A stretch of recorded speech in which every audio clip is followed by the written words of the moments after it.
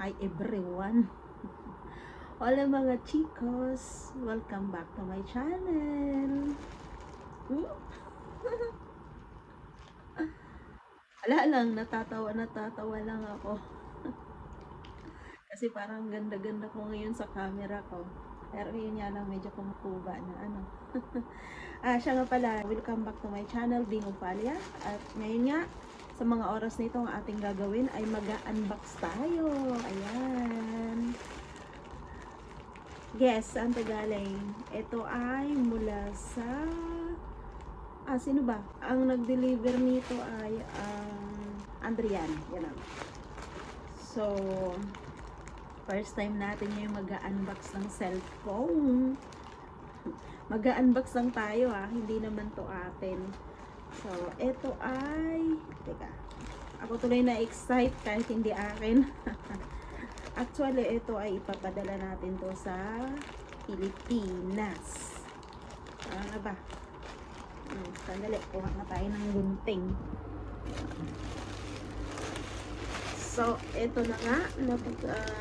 Nabuksan na natin. Ayun.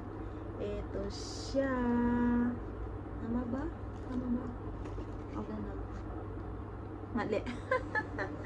So, hulaan nyo. Ano to? Samsung A Galaxy 15. First time natin tong bumili para ipadala sa Pilipinas. So, ito ay ibibigay natin kay Kevin.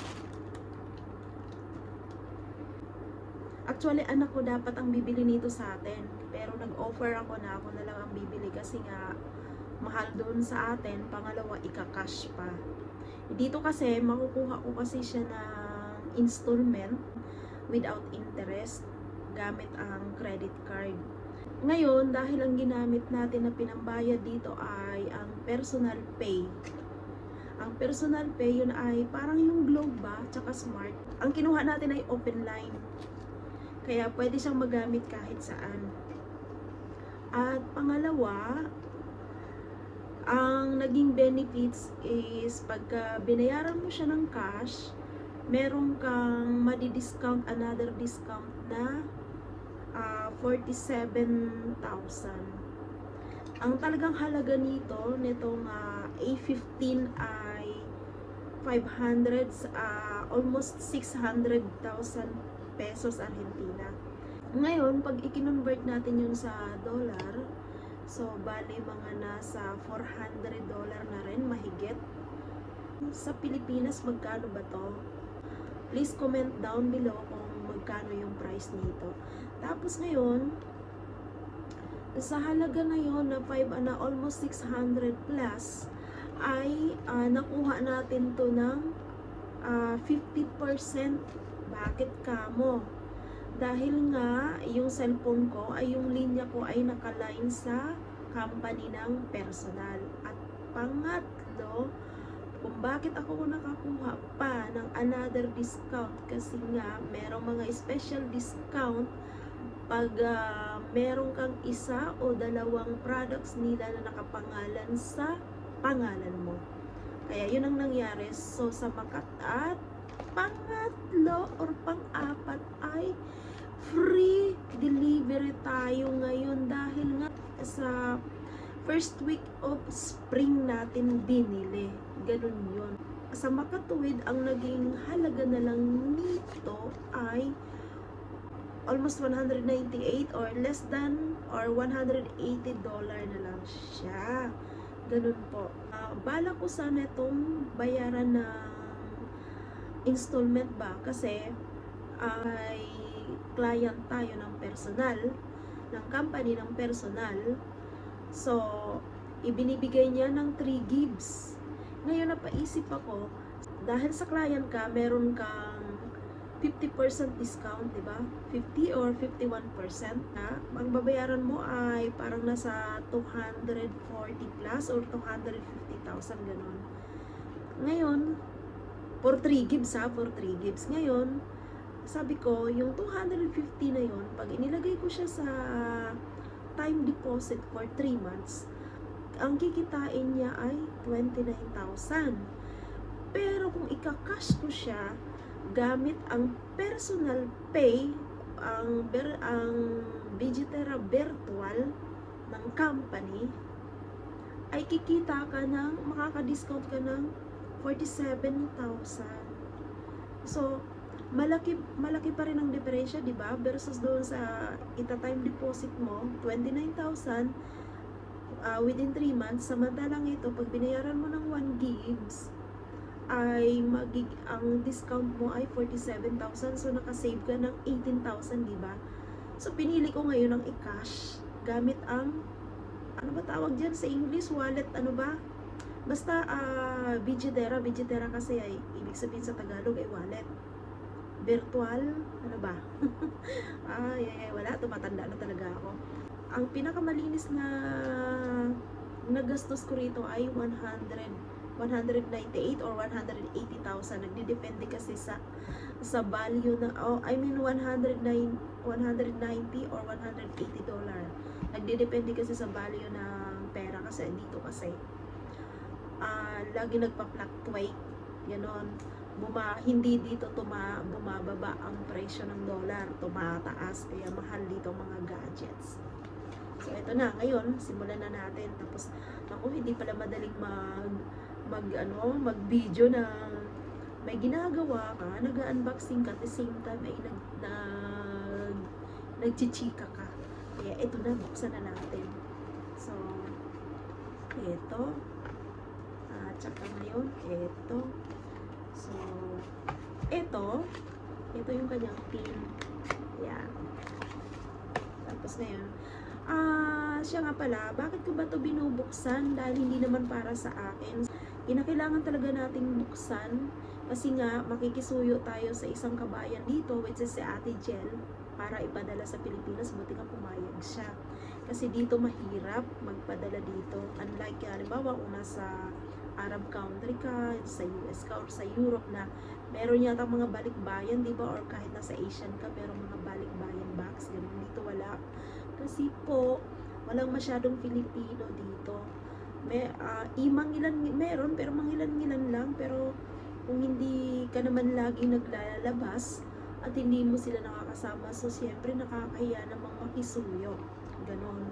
So, eto si Ate Jel ay medyo kasangga ko to, kaya yun, pumayag siya.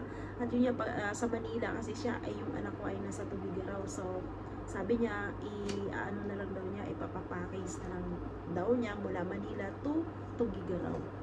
Actually, hindi naman to para sa anak ko. Ito ay para to sa kapatid ng anak ko. Mahal na mahal niya kasi yun. Siya nga pala, mabalik ako.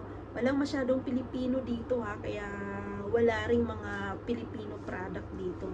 Ang meron lang dito ay mga Chinese. So, eto siya. Uy, maganda pala siya, manipis. Black siya kasi nga lalaki ang gagamit eh. So, Kevin, eto na. Eto na yung cellphone. Talagang mahal na mahal ka ng kuya mo para to sa'yo. I hope na magamit mo to hanggang sa makagraduate ka. Yan. Talagang hindi niya ako tinantanan. I hope one day na patuloy na maging okay ang relasyon nyo na magkakapatid. Yan, hanggang sa makagraduate ka or hanggang sa future na I hope na alam mo na, yung sa akin lang ay respeto to each other lang. Ganon. At bilang magkakapatid, lagi kayong magrespetuhan. Ganon. So, ito siya. Yun nga lang, ang napansin ko, parang wala yata tong charger ibabalik natin kasi kinakailangan ko kasi siyang buksan at nang ma-activate siya para pag binitbit to ni Ate Jel ay kinakailangan nasa hand carry lang to kasi hindi siya pwedeng ilagay sa luggage kasi alam niyo naman pag sa luggage, pag halimbawa wala, hindi sagutin niya na airlines. At pangatlo ay kinakailangan naka-declared yung mga gadgets na mga bit-bit mo sa airport dito sa Argentina.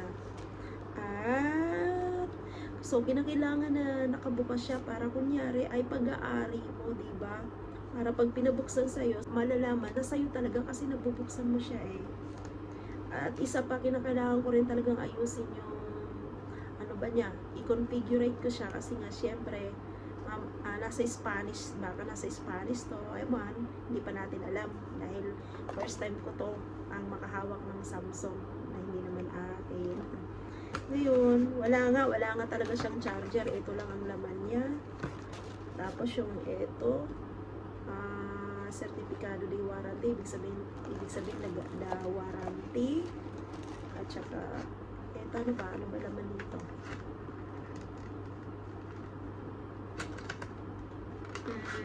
Ito lang yung kable lang niya, I mean yung cable wire ba ang tawag dito kasi wala yung charger.